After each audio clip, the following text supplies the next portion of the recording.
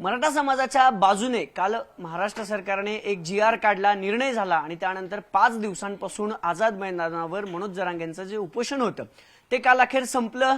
पण या सगळ्यानंतर जो सरकारने जी.आर. काढलाय किंवा उपसमितीचा जो निर्णय आहे, मुख्यमंत्र्यांचं जे विधान आहे, या सगळ्यानंतर ओबीसी समाजाने एक महत्वाची भूमिका घेतली आहे। भुजबळ म्हणतायत की आम्हाला वाटलं नव्हतं की असा निर्णय येईल। त्यानंतर लक्ष्मण हाकेने देखील कालपासून जो जी.आर. आहे त्याच्या विरोधात जे आहे ते सगळं रान उठवलेलं पाहायला मिळते। वेळ पडली तर या जी.आर.च्या विरोधात कोर्टात जाऊ असं देखील ते म्हणतायत। एकीकडे मराठा नेता म्हणतायत की आमची फसवणूक झाली, तर ओबीसी नेते म्हणतायत की आमच्या समाजाची फसवणूक झाली। नेमका हा जी.आर. काय आहे, ओबीसी समाज या सगळ्या जी.आर.ला नेमका विरोध का करतो, हे सगळं जाणून घेणार आहोत। आपल्यासोबत लक्ष्मण हाके आहेत।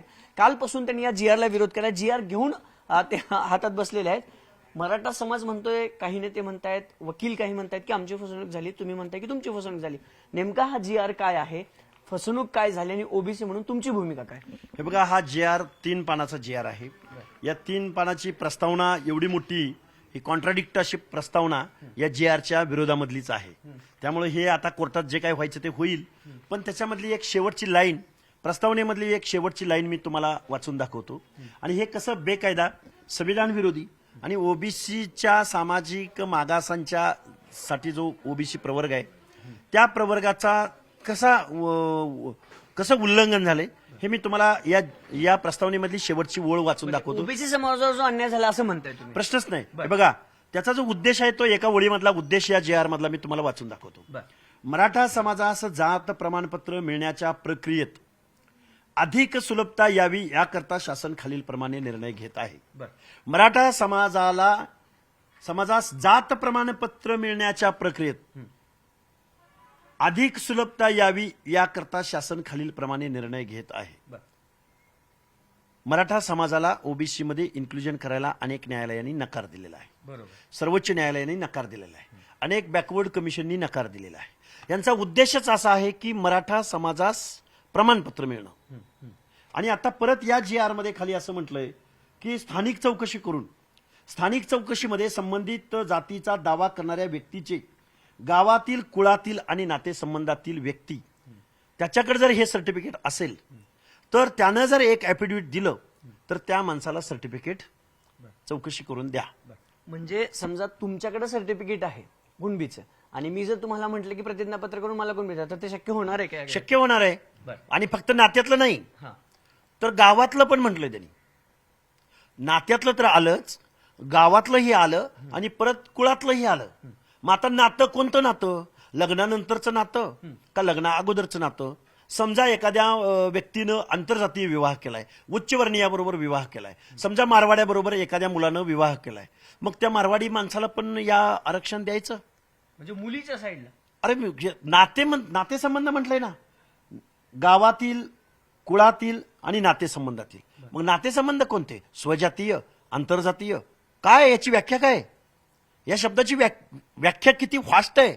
त्यामुळे हे बघा, घटनेचा जो मूळ साचा आहे, मूळ ढाचा आहे, घटनेचं जे आरक्षणाचं मूळ तत्व आहे, हे तत्वच मुळात या 3 शब्दामुळे उद्ध्वस्त झालेलं आहे। कुठल्या 3 शब्दामुळे? हे नात्यातील, गावातील आणि गोत्यातील। हे बघा, गावातील, कुळातील आणि नातेसंबंधातील हे 3 शब्द सगळे सोयरे आणि सरसकट सर्टिफिकेट काढायला हे परवानगी देतात। पण मुख्यमंत्र्यांचं जे विधान आहे ना काल या सगळ्यानंतर, या जी.आर. नंतर, ते म्हणतात की ओबीसी आरक्षणाला धक्का लावला नाहीये। कसा लागला नाही ते सांगावं? कसा लागत नाही या जी.आर. द्वारे ते सांगावं? तुम्ही म्हणताय मराठा समाजाला जात प्रमाणपत्र मिळण्यासाठी सुलभता यावी। मराठा समाजाला जात प्रमाणपत्र का देताय तुम्ही? ओबीसी मध्ये समावेशासाठी? मराठा समाजाने कधी बॅकवर्डनेस प्रूव्ह केला? कुठल्या आयोगाने तुम्हाला शिफारस केली? ही उपसमिती बायस आहे। या उपसमितीमध्ये ओबीसीचे नेते कोण होते? त्यांना ओबीसी किंवा रिझर्वेशन पॉलिसी काय माहिती आहे? आणि त्यांना तसा संविधानिक अधिकार आहे का त्या उपसमितीला? काय चाललंय नक्की महाराष्ट्रामध्ये? पण तुम्हाला असं म्हणायचं की सरसकट आणि सगळ्या सोयऱ्यांना जर दिलं कुणबी, तर ते बाय डिफॉल्ट ओबीसी मध्ये जाते? बाय डिफॉल्ट आले या जी.आर. द्वारे। नात्यातील, नातेसंबंधातील, हे बघा परत वाचून दाखवतो, गावातील, कुळातील, नातेसंबंधातील, संपला ना विषय। ते सगळे कुळ म्हणजे कोणतं कुळ? मौर्य कुळ। मौर्य कुळामध्ये जम्मू काश्मीर पासून कन्याकुमारी पर्यंत आम्ही मौर्य कुळातले आहोत सांगणारी माणसं आहेत। कुठलं कुळ? याची व्याख्या काय? डिक्शनरीमध्ये या शब्दांना काय अर्थ आहे?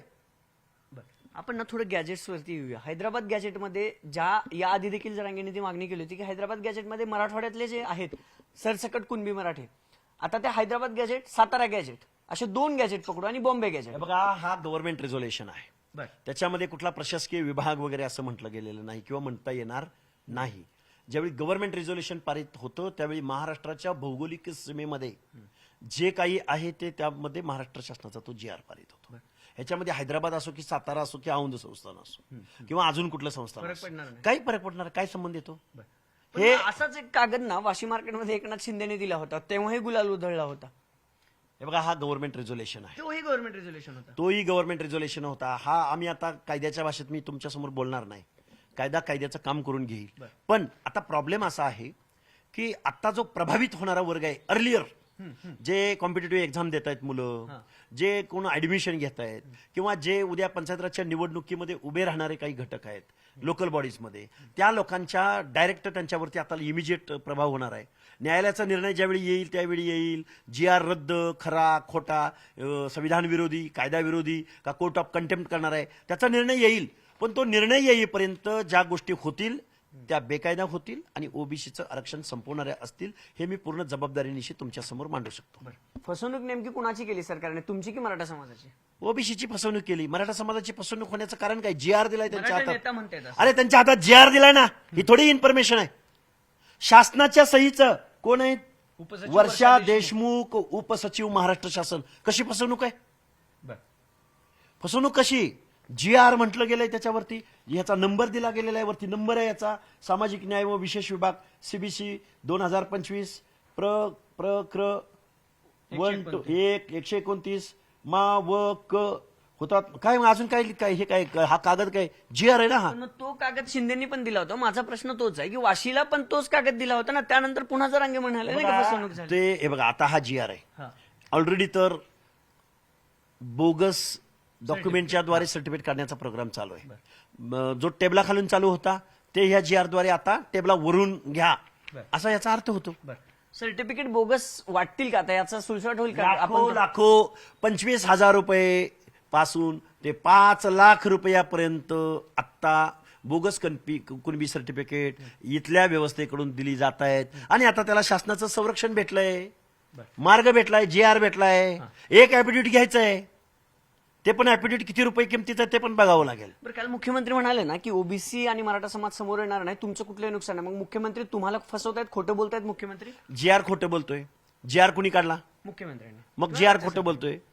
मुख्यमंत्री म्हणाले म्हणून विचारले की तुम्हाला खोटं बोलतायत कसं थ्रेड्स पोहोचत नाहीत, कसं नुकसान होत नाही सांगावं ना त्यांनी आम्हाला. आम्ही चुकतोय म्हणून आमचं शंकाचं निरसन करावं बस. मुख्यमंत्री खोटं बोलतायत का? अरे हा GR खोटं बोलतोय, ओबीसीचं आरक्षण संपवतोय. खोटं बोलतायत असं म्हणण्याचं कारण नाही, पण मुख्यमंत्री महोदय मराठ्यांना ओबीसी मध्ये त्यांनी टाकलंय असं बोलतो आम्ही.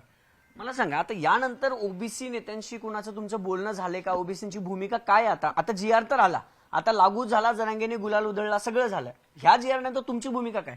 आम्ही रस्त्यावरची लढाई लढू, आम्ही न्यायालयीन लढाई लढू. आमच्या वरिष्ठ नेत्यांचं कोणी यामध्ये जे ठामपणे खुलून भूमिका घेत आहेत त्यांचं मार्गदर्शन घेऊ. आणि जर कुणी नाही मार्गदर्शन केलं तरी आम्ही शेवटी सामान्य कुटुंबातली पोरं, मागासवर्गीय कुटुंबातली पोरं रस्त्यावरची लढाई लढू. आमचे काही तोकड्या साधनानिशी, तोकड्या संघटना आणि तोकडे आमच्याबरोबर लोकप्रतिनिधी तर कोणीच नाही. त्यामुळे आम्ही तोकड्या साधनानिशी ही लढाई जीवाच्या आकांतानं लढू. फुले शाहू आंबेडकरांचं समतेचं, स्वतंत्रतेचं, बंधुतेचं, गावकोसाबाहेरच्या लोकांचं प्रतिनिधित्व या GR द्वारे आज उद्ध्वस्त झालंय असं आमचं म्हणणं आहे. आम्ही महाराष्ट्रामध्ये सन्माननीय बाळासाहेब आंबेडकरांना विनंती करू की तुम्ही आम्हाला हा GR समजावून सांगा.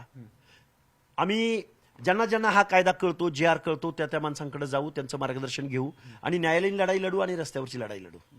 कोर्टात काय म्हणून याचिका दाखल करणार? कोर्टात हा कोर्ट ऑफ कंटेम्प्ट आहे हे आम्ही सांगू.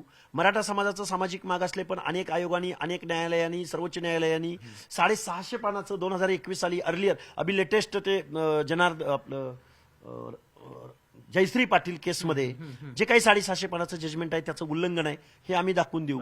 आणि अजून एका गोष्टीकडे महाराष्ट्राचं मला लक्ष वेधून घ्यायचं आहे. जो इकॉनॉमिकल विकर सेक्शन हे जे 10% रिझर्वेशन घटना दुरुस्ती करून दिलंय, त्याचा जो उद्देश आहे त्या उद्देशाचं सुद्धा उल्लंघन या GR द्वारे होतंय. कोर्ट ऑफ कंटेम्प्ट कुणी केला म्हणता तुम्ही, महाराष्ट्र शासनाने? केला. महाराष्ट्र शासनानं कोर्ट ऑफ कंटेम्प्ट केलाय. हाके, लक्ष्मण हाके आपल्यासोबत होते. हा जो जी आर आला ना काल, तो कोर्टाच्या निर्णयाच्या विरोधात जी आर आहे. आम्ही देखील कोर्टात जाऊ, कोर्टाला सगळं सांगू. जे ओबीसीचे महाराष्ट्रातले नेते आहेत, प्रकाश आंबेडकर असतील किंवा इतर नेते असतील, जे अभ्यासक आहेत, त्यांना विचारू या जी आरनं ओबीसी समाजाची सपशेल फसवणूक केली, मुख्यमंत्र्यांनी खोटं बोललं, हा जी आर खोटा बोलतोय, आमच्या आरक्षणाला मात्र यातून धक्का लागणार असल्याचं मत आता व्यक्त जे आहे ते लक्ष्मण हाकेंनी केलं. आणि याच जी आरच्या विरोधात जो मराठा समाजाच्या बाजूने काल महाराष्ट्र सरकारने काढला, त्याच्या विरोधात आता ओबीसी नेते कोर्टात जाण्याच्या तयारीत आहेत. कॅमेरा पर्सन सचिन हंचाटेसह अभिजित पोते, न्यूज 18 लोकमत, पुणे.